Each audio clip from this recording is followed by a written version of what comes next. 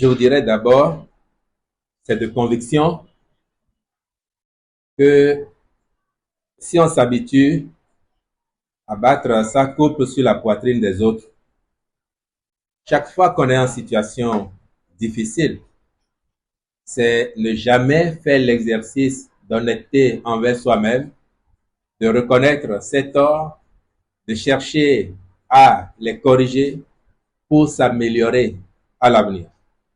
Donc, faire toujours porter la responsabilité de ces déboires aux autres, ça n'est pas, de mon point de vue, une attitude responsable.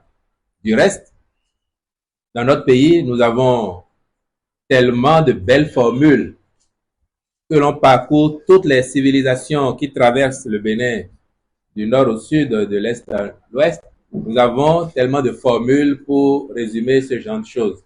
Et chez moi, plus particulièrement, on dit souvent que la femme qui ne sait pas danser accuse ses seins d'être trop proéminents.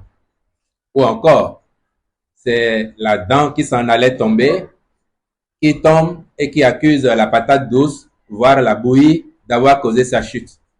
Vous comprenez que face à cette situation, l'on ne partage pas du tout l'approche de nos amis, les démocrates. Au demeurant, chacun a pu lire, et moi j'ai lu comme vous, les différents courriers, que ce soit le test du président Eric Mundete, que ce soit celui du député Sodjinou, ou encore la sortie du grand frère Saka Fikara, qui dit qu'en leur sein, il y a des difficultés, il y a des problèmes. Il y en a partout, hein. Il y en a partout. Après, c'est comment on les gère. Au niveau de la mouvance, on ne peut pas dire que nous n'avons pas non plus nos contradictions, nos divergences.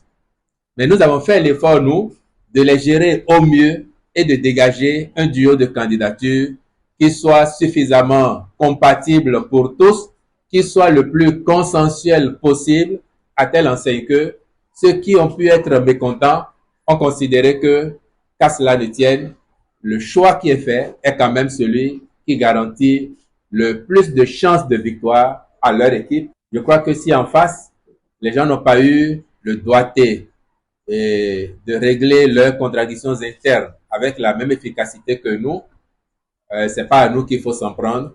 Il faut chercher où ils ont trébuché plutôt que où ils sont tombés. Et je crois qu'ils sont en train, en accusant la mouvance, ils adoptent la démarche contraire. Toutes les sagesses chez nous disent que quand on a chuté, il faut regarder où on a trébuché, non là où on est tombé. Et donc, il ne faut pas qu'ils regardent où ils sont tombés en ignorant où ils ont trébuché, ou encore, comme qui dirait, que, ouais, le serpent, il vous tapez ça que, au lieu de taper la tête